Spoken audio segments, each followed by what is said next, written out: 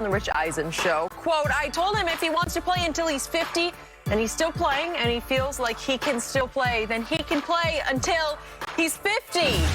Shannon, can you see Brady playing until he's 50? I can't even believe I'm asking. No, I do not see Brady play until he's 50, but Skip, the Buccaneers are saying all the right things. They're saying all the things that Tom wants them to say and want to hear. Tom will allow you to play as long as you want to play and you feel you can play at a very high level and you can protect yourself. We'll let you play. That's something Coach Belichick never did, Skip, in 20-plus years. Coach Belichick's like, I'm not worried about tomorrow. I'm worried about the next game. And so Coach Belichick was really never, even though, Skip, you remember Tom Brady was talking about playing to 45, hell, when damn near when he was 35, 36. Coach Belichick says, I'm not worried about that. You know, I'm getting ready. I'm preparing for a game. So the Tampa Bay Buccaneers have figured this thing out, Skip. The greater the athlete, the greater the ego. What can I do to appease him? What can I do to stroke his ego? What can I do to make Tom Brady say that, Tom, we want to make sure you're happy. We want you to understand that we appreciate you. How long you want to play? Man, Tom can play till he's 50 if that's when he wants to play. Sure, no problem. And Tom loves hearing that. He says, you know what? I got somebody in my corner. As long as I'm playing at a high level, long as I can protect myself, I'm healthy, no problem. But Tom said, Skip, you know, Tom in a statement says, you know, he's struggling. And a lot of athletes struggle. You've been around a lot of athletes that struggle, Skip, because Tom Brady has been doing this. Tom Brady has had to prepare for football for 35-plus years. Now, Skip, when you remove that, what do I do with that 5 hours of film study? Skip, what did I do with that today? What do I do with the 2 hours of practice? What do I do with the other 7, 8 hours of meeting time? That's gone. So, Skip, 12 hours, 13, 14 hours of my day that I spent over the last 25, 30 years preparing for something is now gone. And Tom is coming to the realization, I might play till I don't believe he's going to play till he's 50. But he says, even if I do play till he's 50, I can't play this forever.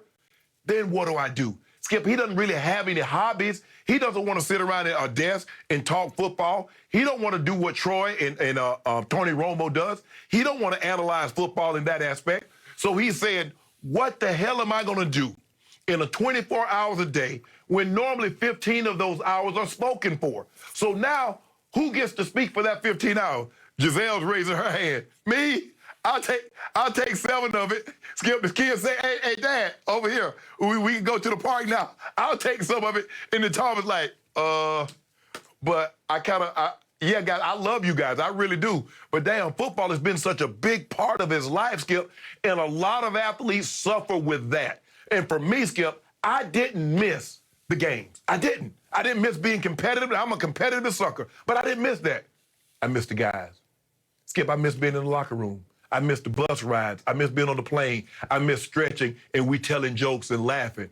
I damn sure, you know I didn't miss the meetings. That was the one thing that drove me away with the meetings. Tom loves the meetings. That's the difference between he and I. And so, Skip, I think that's what he's struggling with. What the hell am I going to do in a 24-hour day when for the last 25, 30 years, 15 of those hours were spoken for with football?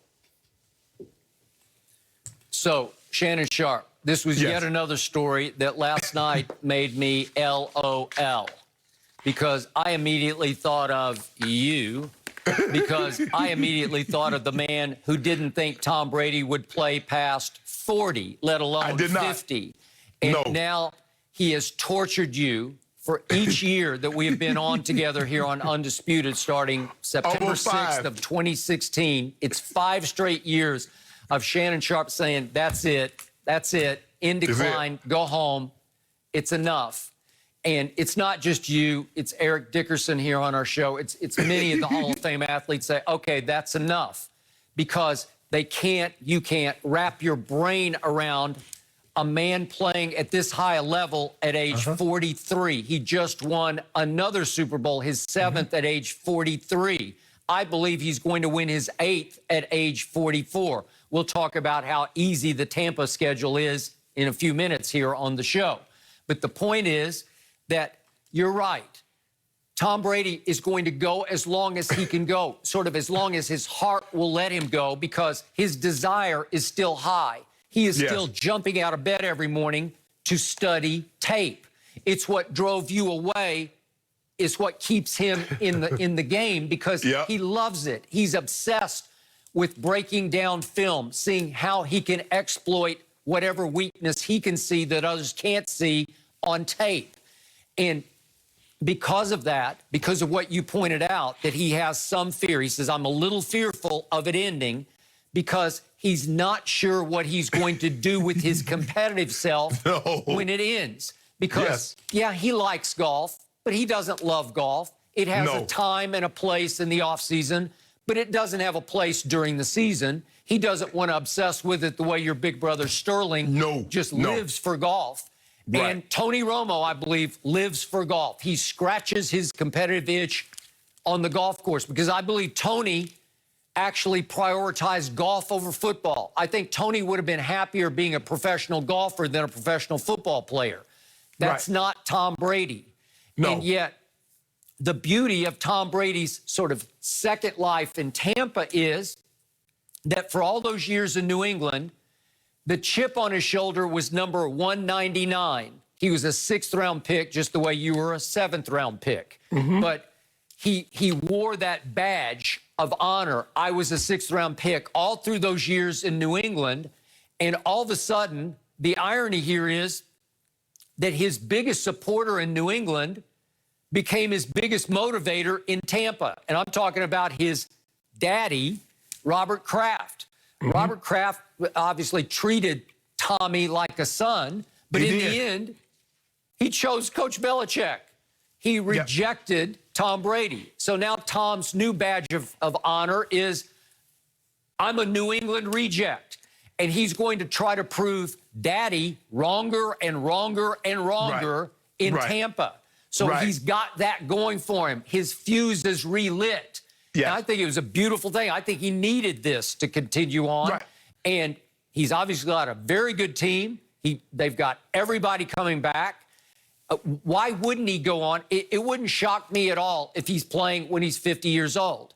I also believe what his father said a few years back to the New York Times, which was, I'm talking about his real father, Tom Brady Sr. He said that, I'm afraid they're going to have to put a straitjacket on Tommy and drag him off the field in the end. That may be true, but he's still playing at a high level. And Jason Light's quote was, as long as he wants to play and he's playing the way he's playing now, who am I to say he shouldn't play until 50? Because they would be delighted if he could still play at that level at age 50. Right, Skip. You hear a lot of guys says, I'm going to play until the wheels fall off. Yeah. Well, Julian Edelman, the wheels actually fell off. With Tom Brady's like, hey, I just put a new set of tires on, so my wheels are going good. Skip, he seems rejuvenated because I think the monotony and the grind of being in New England and the way they did things, it was always dreary. Yes, winning, but Skip, he's like, you know what? And he said this, Skip, there are other ways that you can win. You can win and have fun. And for the longest time, the only fun that he associated with was winning. But he said, you know what? Practice can be fun. Being the bus rides can be fun. We can have fun, go out, do our job, and win, and it'd be a pleasant place to come to. See, the difference with Tony Romo, Skip, even though now he gets to do golf as much as he wants, but he still breaks down film, which keeps him close to the game. I agree. I don't believe Tom Brady wants to do that. I don't either. Tom wants to break down film to see how I can expose the defense. How can I carve up this defense on Sunday or Monday and put my team in a position to win? Tony Romo gets his feel by breaking down film and telling people what he believes is going to happen before the play actually happens. So when you've done something for an extremely period of time, Skip, it's hard to all of a sudden say, you know what, I'm not doing that anymore. Be it doctor, be it whatever the profession is. Obviously, football, Skip, you've been doing football. Tom probably been playing since he's, 9 or 10? So he's always prepared for something in the fall. He did that in high school. He did it in college. Now he's going into year 22. And then all of a sudden, he's going to do that. And he's like, well, what am I going to do for the next 20-plus years?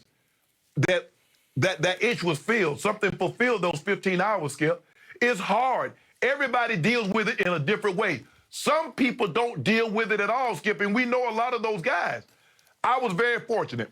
I was able to leave, go to CBS, go out on assignments, talk to guys, be around the game, watch tape, still feel I was a part of the game, even though I wasn't in the game.